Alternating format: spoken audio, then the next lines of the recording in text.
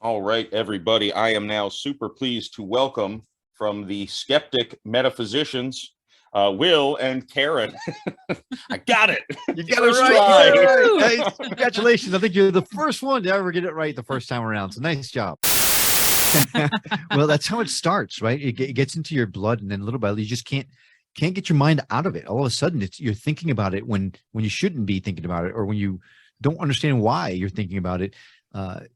It happens that way. When you start opening yourself up to the universe says, oh, okay, they may be ready. So you start giving you little bits and pieces more and more. The more you open yourself up, the more stuff comes up, the more stuff happens to you. So congratulations on a road that you're about to undertake that is not for the faint of heart. So hang on tightly, strap on your seatbelts, because it's a bumpy ride. And the paths will unfold exponentially. So Yes. there are so many different avenues and different modalities. We still are barely scratching the surface, and it's overwhelming. Absolutely. Yeah. Which is why we're here, right? We're trying to make heads or tails of all this stuff, which it's, to Karen's point, super overwhelming.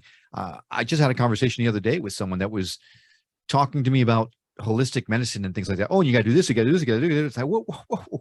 Can you give me one thing to do first? Just one. That's all I can handle right now. There's just so much.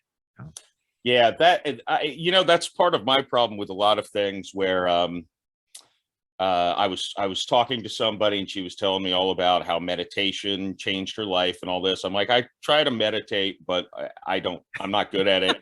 And then it's like, but you need to meditate so you can do this. And then your vibrations and something, if I was less of a narcissist, I would have heard more about what you said. But No, I don't believe that for a second. I am right there with you. So Will meditates every day. If he doesn't, he's like, you don't want to be around him type of whatever. And I try, and it's so funny because he's more of the skeptic, I'm more of the believer. I cannot meditate for crap. I try, and like next thing you know, I'm doing my laundry list. I'm thinking, oh, what am I going to do today? It's terrible. So he actually got me like basically a meditation for dummies book, Which she still hasn't read yet. I have this thing about self-help. I don't know. I'm just a hot mess. But I will. No, I have read a couple pages. So I have started. Oh, cool. Yes. There's progress. But it Excellent. is my goal to meditate because I have heard, well, I've seen the results. I just am not good at it. So Yeah, a lot of people. we could take it further. What we've heard is actually when you sleep is when your astral self, your astral body, is able to leave your body and go do this work that they're supposed to do. And we don't remember it because your body, here's where we get trippy. Your body has a different consciousness than your astral body, your soul, right? Supposedly we are a 3-body being, your mind, your body, and your soul. And all 3 sometimes don't agree on stuff. And they each need a certain different type of rest and disconnection. Your astral body apparently does not need any rest whatsoever. So when you sleep, that's when the astral body goes out and does the work. Sometimes you go to school, believe it or not. Sometimes you help other people as a spirit guide. Sometimes you just travel the cosmos and go meet your cousin out in the Pleiades, right? Who knows? But they say what we're trying to do is this that we are right now. We're thinking, we're talking to each other. It's our ego, right? It's who we identify with as who we are. But really who we are, one of the things I've learned during meditation is when you're able to just be enough and your mind starts thinking and going through laundry lists, Karen, you can actually step back and watch your mind go through the laundry list. And apparently the us that's really us is that silent watcher. The mind is who we think we are, but that's an illusion. That's the mask that we've put on over years and years of being programmed by our society, our parents, our friends, our family. That's who we become because that's who we think we need to be to move through life in this physical realm that we're in right now. But who we really are is that silent watcher. So if the watcher is kind of watching this movie take place, who's playing it? Who's playing the movie? Yeah. Oh, it's if that's not us. That's we're the watcher. That's our mind. Our mind is the one that is in control most of the time because we've allowed it to. see that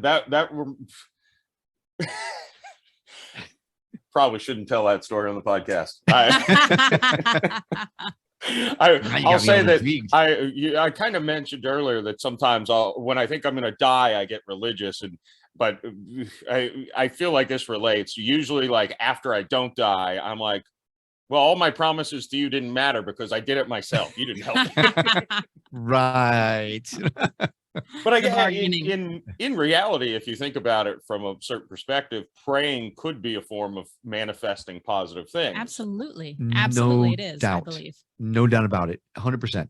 Sounds like you're numbing yourself and you're preventing yourself from experiencing some things that the universe wants you to experience. Just a word of warning. Mhm. No, well, that's Yeah. yeah. I mean, that's maybe a good piece of advice, and Here's my last convincing story. enough for me. Sorry, go ahead, Karen, and I'll do my last story after. No, I was going to say maybe the things that are happening are just based on the stress or fear of what could potentially be happening. So if you let go of that stress and that fear, maybe your lucid dreams will be better That's a great if you point. accept them. It's all about surrendering. Surrender and let things be. So the reason why I'm saying that, here's my last story. The universe, the way that it gives us our messages, the first time the universe wants you to learn something, it goes, "Hey, Jeff, I need you to learn this." And then you can decide whether you do or not. The universe go, "Okay, didn't learn it. No big deal. All right." And the next time it goes, "Okay, hey, Jeff, I need you to learn this." You go, "Screw you." Okay, universe is going, "Okay, fine. That's fine." Next time it wants you to learn it, it's going to go, "Hey, Jeff, I need you to learn this." Sorry, Karen, for blowing out your eardrums. And you go, "No, I'm not going to learn it right now." So the universe says, "Fine, suit yourself." The next time it's going to smack you so hard over the head that you're going to have no choice but to learn the damn lesson. And it's not necessarily that you're saying, no, I don't want to learn this lesson. Screw you. It's that you're not believing it's real, maybe. Good point. Right. So the reason why I tell you that story, Jeff, is because if there's something the universe wants you to learn, I would urge you to learn it now before it smacks you with a 2x4 in the head. And you're moving off to Bali, although that doesn't sound so bad. Actually, it doesn't, right? It doesn't. Yeah.